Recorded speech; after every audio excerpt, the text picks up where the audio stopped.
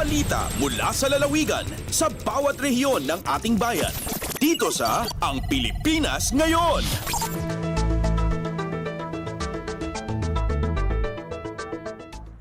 Narito na ang bugso ng ating mga regional news. Dumako muna tayo sa rehiyon ng Luzon. 4 na farm-to-market road, opisyal nang binuksan sa dating insurgency-affected municipality ng San Guillermo sa Isabela.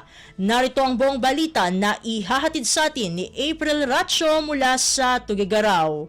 Upat ang proyekto babaan di Local Government Support Fund Support to Barangay Development Program no LGSF SBDPT official itahan ang ilukat kan madamang aramatan na giti residente iti ili di San Guillermo ijay probinsya ti Isabela. The inauguration ceremony nga indalwan ti Department of Interior and Local Government Region 2 karaman ti Local Government Unit kan 86th Infantry Battalion Philippine Army ket para kadagiti farm to market roads pa nga aggatad iti pakabuklan at 24 million pesos. Manamnama ang makatulong dagiti nasawa proyekto kadagiti barangay ti Aringay, Dingading, San Francisco Sur, ken Sinalugan, ket saan na marigatan pay dagiti Manalon, iti panangi biyahe, ken panangi lako, kadagiti produkto da. Manipod iti siya munisipalidad a beneficiaryo ti SBDP projects, babaan ti area of operations, ti 86th Infantry Battalion, innuman ti opisyala na ilukat, ken madaman amar arama, kadagiti na ipasdag a proyekto, iti luglugar da. Itas pasigurado mat ita, ti National Task Force to End Local Communist Armed Conflict, ti panangragpat, iti inklusibo, ken nagtultuloy a panagrangay, nang nangruna kadagiti sigud nga apektado ti gulo ken naimpluwensyaan dagiti communist terrorist groups. Dita ti damag manipod syudad ti Tuguegarao dayti na April sa Lucan Racho para iti Radyo Pilipinas World Service.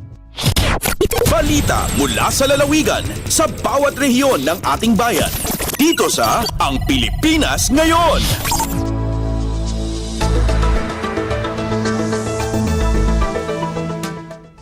Inyong napakinggan ang ulat ni April Racho mula sa Tuguegarao. Dakuin naman natin ang Baguio City, 100 at 90 magsasaka sa Benguet nakatanggap ng tulong pinansyal. Ang kabuuan ng ulat, ihahatid naman sa atin ni Jong Munar. Dumanon ti isang agasot kan siyang nga pulo nga manalon tinakawa ti financial assistance manipod ti provincial local government unit iti Benguet ti recipients ket dagiti farmers anang samitir iti damage reports kadagiti mulada gapo ti panagdalapos iti bagyo a Karina idi napalabas sa tawen 80 kadagiti manalon ket manipod iti munisipyo iti Sablan inam nga pulo ket 7 manipod ti La Trinidad ken 4 pulo ket 3 manipod ti munisipyo ti Tuba digitoy ket may 3 nga batch nga nakawa ti financial assistance iti panakaywaras ti tulong pinansyal kat naisayang kat Sajay Provincial Capital. May palagip ang iti mula ken may kadwa nga batch iti panangaypa iti financial assistance kat naiwaras kadagiti affected farmers Sajay Bukod, Kabayan ken Bugyas. Kabayatan na guy-guy-guyan iti PLGU Benguet dagiti manalon ti probinsya akanayon dang mga sumiter ti damage reports kadagiti mulada iti kanito nga adday ti maapektaran gapo iti panagdalapos dagiti bagyo. Manipod iti Radyo Pilipinas Baguio, Jong Munar ng ipadamag para iti Radyo Pilipinas World Service. Balita mula sa lalawigan sa bawat rehiyon ng ating bayan. Dito sa Ang Pilipinas Ngayon.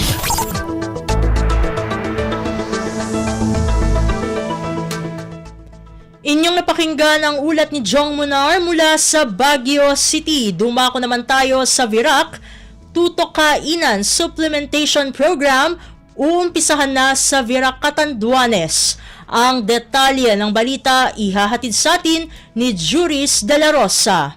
Nakatakdang punan nga ngunya na aldaw digdi sa Banwaan in Virac, Catanduanes ang tutok kainan program para sa mga nutritionally at risk pregnant asin mga aki na undernourished ng edad 36 hanggang 23 months. Sa ngunyan, nasa 150 ang at risk pregnant and lactating women habang nasa 208 naman ang mga undernourished na 6 to 23 months old preschoolers sa Banwaan in Virac. Sigunyan sa report na ipinaabot ni Municipal Nutrition Action Officer Jocelyn Quiñones. Ang nasabing programa, inisyatiba kan na national government na pigtutustusan kan World Bank para mapadari ang pagpaabot kan nutrition and health services sa 275 na mga munisipyo sa 13 regions sa nasyon, kaibanan ang BARM. Obheto kan tuto kainan program na mapangatamanan ang salud kan mga bados, lalo na ang mga teenage sin underweight na mga bados para ihanda sindas sa indang pag-aki na maiwas maiwasan ang pagiging bansot kan sa indang mga kaakian. Ang nasabing programa kabali sa mga nakasaad sa kalusugan at nutrisyon ng Magnanay Act. Kabali dyan sa programa ang lokal na gobyerno kan Virac as in Rural Health Unit kung sa padagos ang kampanya ng Municipal Nutrition Office na maiwasan ang malnutrisyon.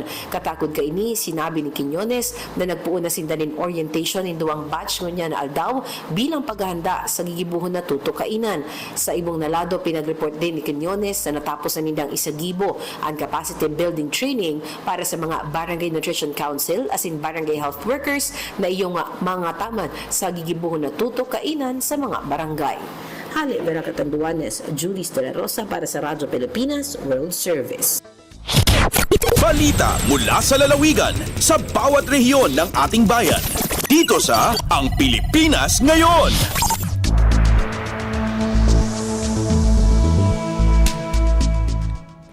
Inyong napakinggan ang ulat ni Juris De La Rosa mula sa Virac. Pumunta naman tayo ngayon sa rehiyon ng Kabisayaan. Carlos P. Garcia Day, ginugunita ngayong araw ng Lunes. Pakinggan ang kabuoang ulat na ihahatid sa atin ni Jessa Agua Ilanan mula sa Cebu. Gihandom karong adlaw ang ika-128 nga kasumaran sa adlaw na tawhan sa Bulanon nga kanhi Presidente Carlos Polistico Garcia. Gideklarar pinaagi sa Republic Act No. 7448 nga gilagdaan niya atong tuig 1992 isip special non-working holiday sa tibuok lalawigan sa Bohol matag Nobyembre 4. Usa ka wreath-laying ceremony ang gipahigayon sa Kapitolyo sa Bohol karong buntag gipanguluhan ni Bohol Governor Erico Recitol Aumentado ato sa sinimana nga flag raising ceremony sa Kapitolyo isip paghandom sa Bohol's most illustrious son.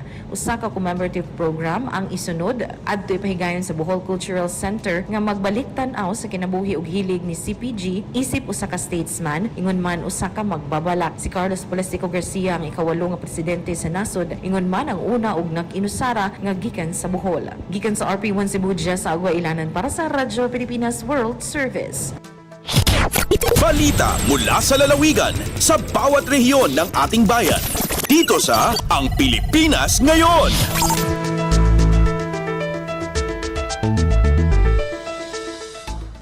Inyong napakinggan ang ulat ni Jessa Agua Ilanan mula sa Cebu. Dakuy naman natin ang Iloilo. Bandila bilang tanda ng 4-kilometer Permanent Danger Zone o PDZ sa Bulkang Canlaon, itinayo ng Department of Environment and Natural Resources o DENR sa La Castellana. Narito si Hope Torrechante para sa detalye ng balita. Gin-install sa La Castellana, Negros Occidental ang unang flag na nagamarka sang 4-kilometer permanent danger zone sa Bulkang Canlaon. Tinutuyo sini nga mas mapangapinan pa ang seguridad sa komunidad sa palibot sang aktibo nga bulkan sang Negros. Ginpangunahan ng Engineer Joan Nathaniel Gerangaya, hepe sang DENR Penro Negros Occidental, kag Forester Dennis Piñosa Protected Area Superintendent sang Mount Canlaon Natural Park ang flag installation sa bulig sang Northern Negros Natural Park kag sa mga residente sa barangay Biak na Bato, La Castellana. Ang pagbutang sang bandera sa demarcation points isa ka inisyatiba nga ginaupdan sang DNR OCD6 ang probinsya sang Negros Occidental kag mga nagkalain-lain nga local government units. Samtang ginpahayag sang OCD6 nga sa mga masunod nga bulan lauman ang dugang nga mga flag nga itubsok sa palibot sang bulkan agud klaro nga mapakita ang delikado nga lugar ukon danger zones. Naibaluan niya sa karon yara sa alert level 2 ang Bulkang Canlaon, naglupok ini sang June 3, 2024. Nagikan sa Iloilo, ito si Hope Torrechante para sa Radyo Pilipinas World Service. Balita mula sa lalawigan sa bawat rehiyon ng ating bayan. Dito sa Ang Pilipinas Ngayon.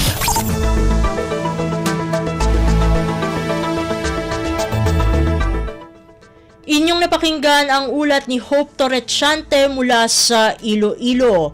Dumako na tayo ngayon sa rehiyon ng Mindanao. Mga benepisyaryo ng Comprehensive Agrarian Reform Program sa lalawigan ng Cotabato dumalo sa Real Property Tax Awareness Symposium. Ang kabuang ulat, ihahatid naman sa atin ni Maselda Salia mula sa Davao.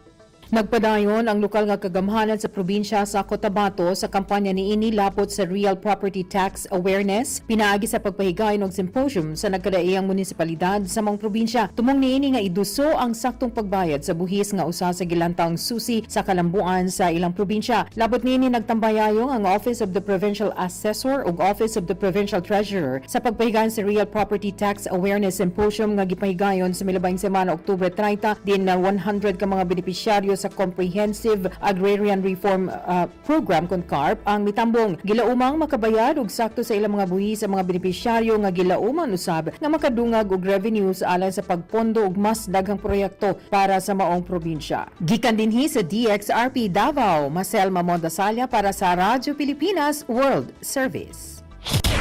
Balita mula sa lalawigan sa bawat rehiyon ng ating bayan. Dito sa Ang Pilipinas Ngayon.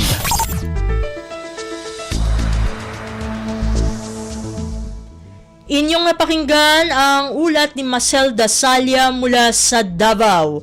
Dakuy naman natin ang Butuan, nanay ng dating child laborer, isa ng entrepreneur sa tulong ng Department of Labor and Employment at TESDA, mga anak na pag-aral at napatigil sa pagtatrabaho sa konstruksyon. Ang detalye ng balita ihahatid naman sa atin ni Jocelyn Morano. Inahan sa kanhi child labor dito sa Barangay Tilahi, Tandag City. Miarang ang pamuyo human na himong benepisyaryo sa tulo ka mga programa sa Department of Labor and Employment sama sa tulong panghanabuhay sa ating disadvantaged workers utupad, Integrated Livelihood Program ug ang Child Labor Prevention and Elimination Program. Ang sweldo nakuha sa tupad gipamuhunan sa negosyong kakanin ni Ginang Mira isip tinubdan sa iyang regular source of income ug nakapatungha sa mga anak hinungdan nga wala na kini minarbaho sa construction. Pinaagi sa food processing training sa TESDA, nakatunan ni Ginang Mira ang paglutog mga kakanin ug doon na pwesto duol sa eskwelahan sa mga anak niini. Si Ginang Mira Monte de Ramos mukita sa di mo menos usa ka libo ka pesos matag adlaw sa pagpamaligyag kutsinta, puto cheese, shakoy, banana cute, turon, puto, siupaw, munchkin, pinaypay, fish balls, cassava balls, donut, siumay, binangkal, lumpia ug juice. Nakabaton usab si Ginang Mira sa gamit pangluto ilawom sa Project Angel Tree nga maoy nakapadasig kaniya para pahimuslan ang Integrated Livelihood Program sa Dole. Gikan sa RP Butuan, kini si Jocelyn Morano para sa Radyo Pilipinas World Service. Balita mula sa lalawigan sa bawat rehiyon ng ating bayan.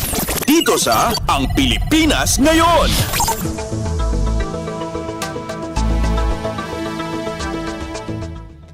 At inyong napakinggan ang ulat ni Jocelyn Morano mula sa Butuan.